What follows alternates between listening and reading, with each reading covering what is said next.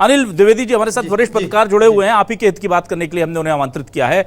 अनिल जी, मैं ये जानना चाहता हूं, ये कर्मचारी जो हैं, जो सबसे खतरनाक काम करते हैं साहब, कम से कम मतलब कहते हैं ना कि आप इंसानियत का तो कोई तकाजा होता है ना, ठीक है सरकार और प्रशासन के नियम कायदे हो सकते हैं, पर जब पता है कि भाई ये 2-2.5 हजार लोगों में से 100 से ज्यादा लोग जो हैं वो विकलांग हो गए हैं, 40-50 लोगों की मौत हो चुकी, इतना खतरनाक काम करने वाले भी अगर मजबूर हैं अपने हक के लिए, तो क्या कहेंगे आप? बिल्कुल, देखिए एक बहुत अच्छा शेर है कि मेरे हिस्से हक आया ही नहीं, हम सिर्फ फर्ज निभाते चले गए। तो ये जो इतने कर्मचारी हैं जो बिजली विभाग के जो आंदोलन कर रहे हैं, कई सालों से वो काम कर रहे हैं, संविदा में काम कर रहे हैं, और वो चाहते हैं कि एक परमानेंट नौकरी मिले, जो संविदा नियुक्ति है उस पर भी विचार हो, और जो अनुकंपा नियुक्ति के केस हैं, जब माता पिता खत्म हो जाते तो उनके बदले कोई नौकरी मिलती है, वो केस भी पेंडिंग पड़े हैं। तो ये सारा मानवीयता का मामला है, ये सब सरकार के अधीनस्थ रहने वाला मामला है। देखिए, कभी विद्युत मंडल एक बहुत अच्छा बड़ा डिपार्टमेंट हुआ करता था, बाद में सरकार ने उसको 5 कंपनियों में बांट दिया। अब जब कंपनियों में बांट दिया तो उसके रूल्स एंड रेगुलेशन भी कंपनी के हिसाब से हो गए। तो दिक्कत यह है कि अब काम लेना है कर्मचारियों से, तो आप काम ले रहे हैं, और विद्युत मंडल ऐसा नहीं है कि लॉस में है, बहुत बड़ी कंपनी है, और बिजली विभाग हमेशा प्रॉफिट में ही रहने वाला विभाग है। तो ये सरकारों को इसका निदान निकालना चाहिए। 2.5 साल से ज्यादा हो गए, अब कर्मचारी भी समझते हैं कि अब समय आ गया सरकार पे प्रेशर बनाने का, तो अब आंदोलन पे उतर आए। और जब जिसकी सरकार होती है वो कहीं ना कहीं उनकी मांगे पूरी नहीं कर पाते और विपक्ष में दमदारी के साथ सवाल उठाते हैं। मुझे याद है पिछली सरकार का एक मामला, एक सरकार के नजदीकी व्यक्ति के बेटे को बकायदा विज्ञापन जारी करके वहां परमानेंट नौकरी दे दी गई। जब एक व्यक्ति के लिए आप इतना बड़ा कदम उठा सकते हैं, तो ये जो 250-300 कर्मचारी हैं, वो उनके लिए सरकार पहल क्यों नहीं कर सकती? और इसलिए इस तरह की जो असमानताएं हैं उनको खत्म करने की जरूरत है। मानवीयता के आधार पर आप उनको नौकरी दीजिए, उनको परमानेंट कीजिए। उनका परिवार है, कुछ लोगों को अपना परिवार बसाना है, कुछ का परिवार है, कम सैलरी में परिवार चल नहीं पाता है, आखिर काम तो आपको लेते ही रहना है। तो थोड़ी मजबूरी सरकार की यह है कि कंपनियां जो है वो कंपनी हो गई हैं सरकार से हट करके, विभाग से हट करके, लेकिन फिर भी है तो सरकार के अधीन ना। कोई एक रूल्स एंड रेगुलेशन बना करके इन कर्मचारियों की मांगों को कैसे भी करके पूरा करना चाहिए। और कर्मचारियों का ये काम है, वो धैर्य देखते हैं, वो आत्मविश्वास रखते हैं। इतने साल से वो इंतजार कर रहे थे, पिछली कांग्रेस सरकार में हो नहीं पाया, अब भाजपा सरकार ने वादा किया था, तो ऐसा नहीं है कि भाजपा सरकार वादे पूरे नहीं कर रही है। आप देखिए लगातार वादे पूरे होते जा रहे हैं, लेकिन कर्मचारियों के जब विलीनीकरण की बात है वो भी पूरा होना चाहिए। और मुझे ऐसा लगता है कि सरकार ने जो स्ट्रेटजी बनाई है वो, देखिए राजनीति में वोट बैंक बहुत मायने रखता है, और जनता की आदत होती है कि वो भूल जाती है, उसकी याददाश्त बड़ी कमजोर होती है। तो आज यदि आप परमानेंट कर देंगे, 2.5 साल के बाद फिर वो कुछ मांग लेकर के उठेंगे। तो मुझे ऐसा लगता है कि सरकार इस रणनीति में है कि चुनाव होने के 1 साल पहले इन्हें परमानेंट किया जाए, सारे बारातें, उसका फायदा सरकार को राजनीतिक सारे पटाखे दुल्हन के घर के सामने फोड़े जाएं ताकि बारात बहुत धूमधाम से आई ऐसा नजर आए। साहू जी, ये पटाखे फूटेंगे, जब तक लड्डू बटेंगे तब तक तो पता नहीं कितने लोगों के घर पे के दिए चिराग बुझ चुके होंगे, कितने परिवारों के घर की। क्या कहेंगे आप? और मुझे ये बताइए कि जितने लोगों की डेथ हुई है, जिन्हें मैं शहीद कहता हूं सीधे तौर पर, उन शहीदों को सब परिजनों को अनुकंपा नियुक्ति मिल पाई है या नहीं? मैं एक ही चीज बोलना चाहूंगा, अभी हमारे भाजपा प्रवक्ता सर ने बोला एक चीज कि जिनको 10 वर्ष पूर्ण हो गए उसको हमारे जो बोलना चाहिए सुप्रीम कोर्ट का आदेश है कि 10 वर्ष जिनको पूर्ण हो गए उनको रेगुलर नौकरी दिया जा रहा है बोल के। ये बताइए सर, हम 450 लोग को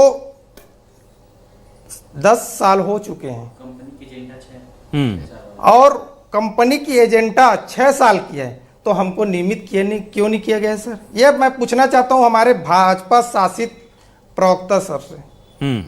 ठीक है, बड़ा अच्छा सवाल। और रही बात रेगुलाइजेशन की, कंपनी हमको चाहती नहीं है, कंपनी हमको चाहती नहीं है रेगुलर करना, क्योंकि उसको दुगना इनकम करना है। और पहली बात, जब वो फील्ड में उतरेंगे ना, तब समझ आता है कि क्या हम लोग के ऊपर आफत आती है। वो तो बस एसी में बैठकर काम करते ना, हम तो आपका लाइन चालू से लेकर हर चीज आपूर्ति पूर्ति कर रहे हैं, लेकिन वो तो कभी नहीं समझते ना। और रही बात कितने मृत्यु हो गई हैं, कितने शहीद हो गए हैं, कितने को नौकरी मिला है, मैं आपको बताना चाहूँगा कि 43 लोग हमारे अभी तक शहीद हो चुके हैं। उसमें से कुछ लोगों को अनुकंपा नौकरी मिला है, कुछ लोग को राशि मिला है, और 63 से 65 लोग ऐसे विकलांग स्थिति में है जो अभी घर में बैठे हुए हैं।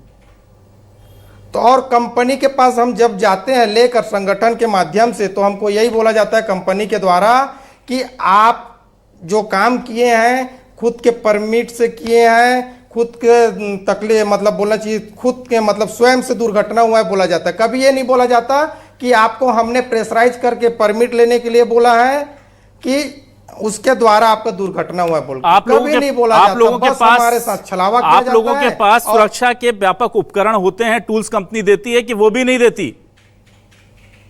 जब आप चढ़ रहे होते हो बारिश में खंभों पर, यार कंपनी सब चीज बेचती है। हाँ जी नहीं, कंपनी सब चीज बेचती है, लेकिन जो हमारे छत्तीसगढ़ में इतने सारे बड़े बड़े सर्कल हैं, हाँ। डीसी है, डिवीजन है, वहां पहुंचता है, लेकिन वहां के जो डिवीजन के बड़े अधिकारी रहते हैं वो हमको पूर्ण रूप से हाँ। उपकरण नहीं देते।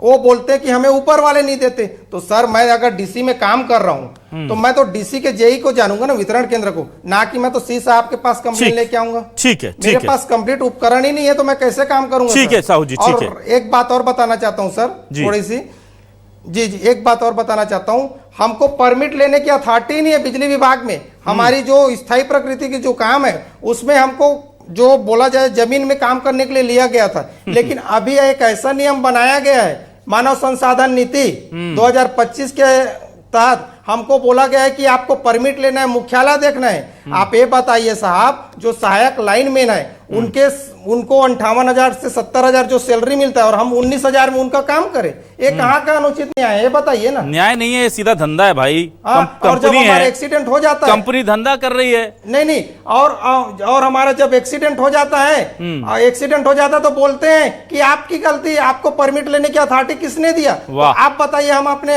न्याय के लिए किसके पास जाएंगे? सरकार के पास तो जा नहीं सकते। ठीक है साहू जी, जाएंगे तो हमको बस ठीक है साहू जी के पास। धनंजय जी, ये बड़ा दुर्भाग्य देखिए, और ये सब जानते हैं, और ऐसा नहीं है कि राजीव जी को नहीं दिखता होगा खंबे पर काम करता हुआ ये जो संविदा कर्मी है, या बीजेपी के किसी नेता को नहीं दिखता होगा, या इनके कर्मचारी प्रकोष्ठ के लोगों को नहीं दिखता होगा, पदाधिकारी को नहीं दिखता होगा। इनके पास तो दुनिया की सबसे बड़ी पार्टी है। हमें तो दिखता है कि बिना किसी ग्लव्स के, बिना किसी हेलमेट के, बिना किसी शूज के, बिना किसी शॉक प्रूफ कपड़ों के लटका होता है वो बेचारा, बारिश में कर रहा होता है किसी के खेत में ट्रांसफार्मर बैठ करके रात को, ठीक टॉर्च की रोशनी में।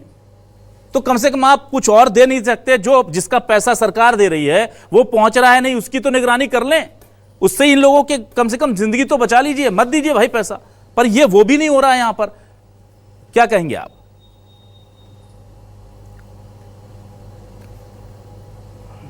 देखिए बिलास जी, मैंने तो चुनावी वादे से शुरुआत की है ना। इनकी सारी समस्याओं का जड़ जो है इनको संविदा होना है।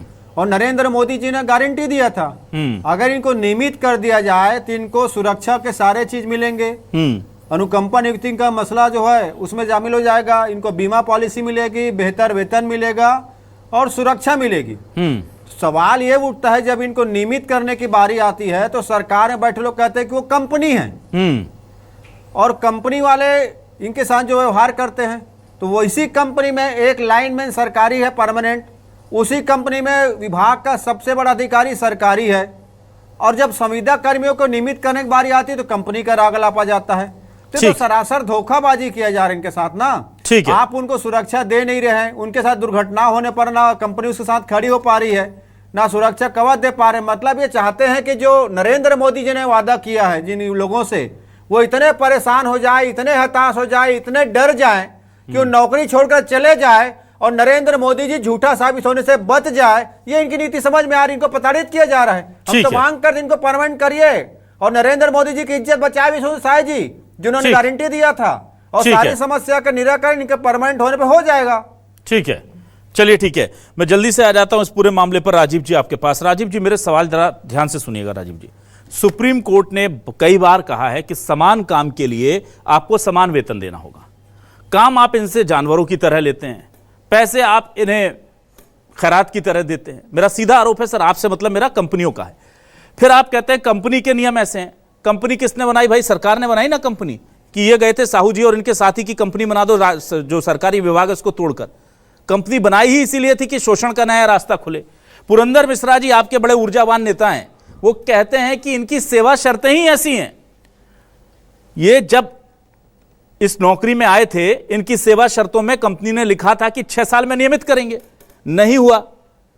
इनकी कंपनी की सेवा शर्तों में लिखा गया था कि ये ग्राउंड वर्क करेंगे, जोखिम के काम नहीं करेंगे। वो नियम बदल दिए गए, नौकरी पर आने के बाद बदल दिए गए। आप बैठे हैं चुपचाप देख रहे हैं तमाशा। तो जब इनका शोषण करना है तो नियम बदल देंगे, जब इनका शोषण करना है तो नियम लागू नहीं करेंगे, और जब इनका शोषण करना है तो नियमों का हवाला दे देंगे। किस तरह से हो रहा, आपको मैं बता देता हूं, आप समझिए इनके साथ कितना गलत कर रहे हैं हम लोग। क्या कर रहे हैं? छत्तीसगढ़ में राजीव जी 5 बार बिजली के दाम बढ़े। कितनी बार? 2.5 साल में 5 बार लगभग, इफेक्टिव तौर पर सारे इधर उधर के मिला मुलू करके 5 बार मान लीजिए, 4 मान लीजिए, चलिए। डीए 2 बार बढ़ा दिया आपने। अब आप बताइए, जब विद्युत कर्मचारियों का डीए बढ़ रहा है, बिजली के दाम बढ़ रहे हैं, इन संविदा कर्मियों का पैसा क्यों नहीं बढ़ रहा भाई? ये जान दे रहे हैं अपनी। बिजली कंपनियां कहती हैं हमें घाटा हो रहा है। घाटा हो रहा है तो उठा करके जो उनके ऊपर के अधिकारी उनको निकाल करके बाहर कीजिए, वहां पर रखिए ना संविदा कर्मी। आप बिजली कर्मचारी के हेड पर अगर वो घाटे में चला रहे हैं इतने सालों से, तो वहां पर संविदा नियुक्ति कर दीजिए कि जो आएगा, जो प्रॉफिट मिलाएगा उसको रखेंगे। आप नीचे से शोषण शुरू करवा देते हैं और उसके बाद वादा करके अभी आप कह रहे हैं हम ध्यान देंगे, सोचेंगे। गलत बात है राजीव जी। मुझे यह लगता है कि इस पर बीजेपी को जवाब देना चाहिए। क्या कहेंगे?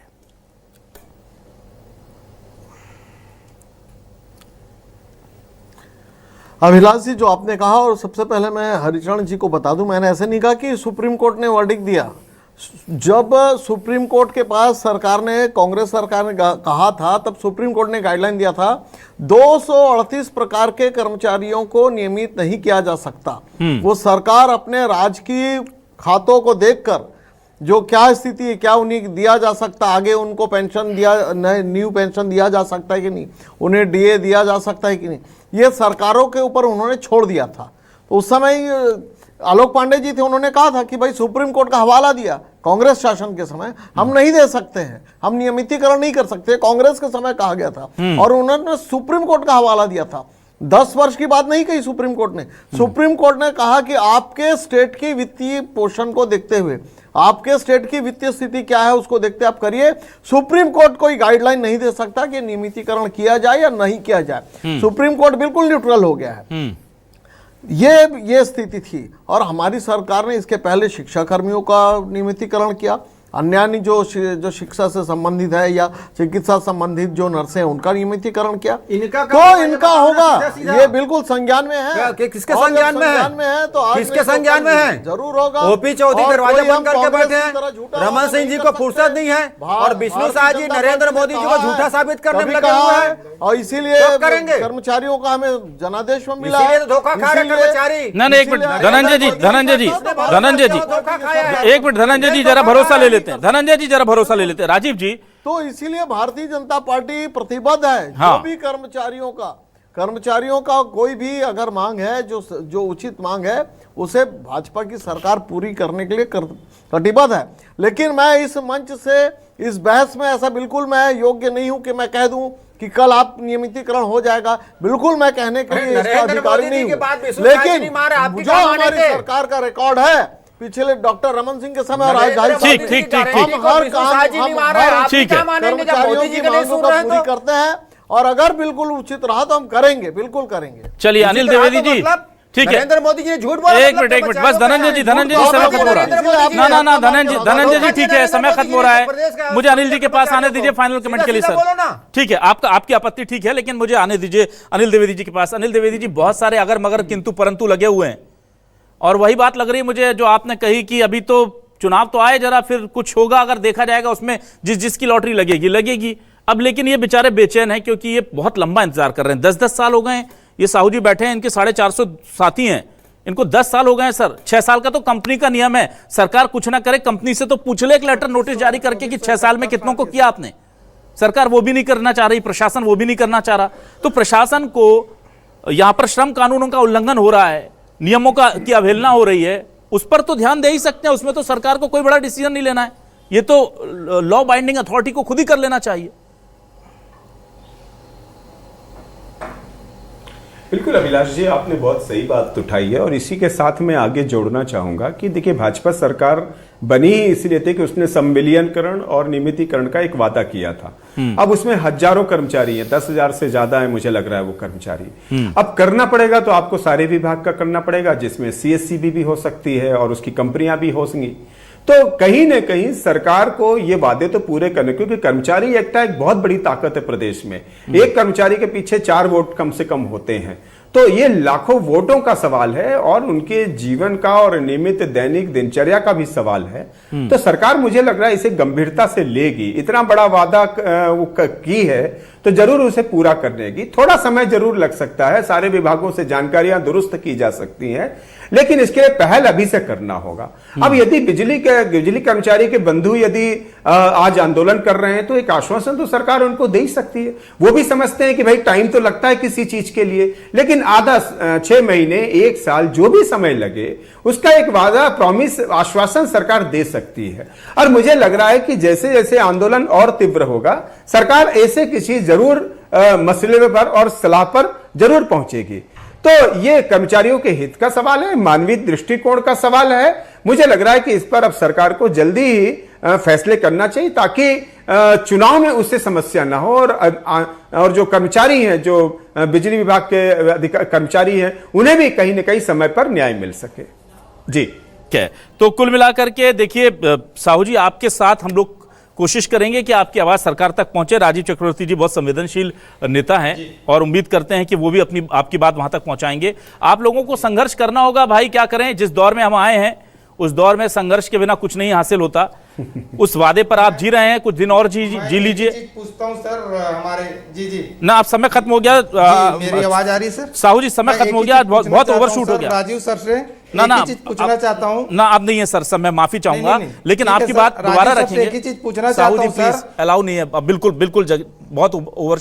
मैं हमेशा आप लोगों के साथ भावनाओं में बह करके टाइम निकाल लेता है। 235 विभाग है, हमारी जो विभाग है सर, हम लोग जो कार्य प्रकृति करते हैं ना वो आप बात कर चुके हैं, जान जोखिम वो सब बातें बोल चुके हैं, रिपीटेशन हो रहा है। चलिए ठीक है हरिचरण साहू जी ठीक है, आपको दोबारा हम आपके मुद्दे को फिर उठाएंगे।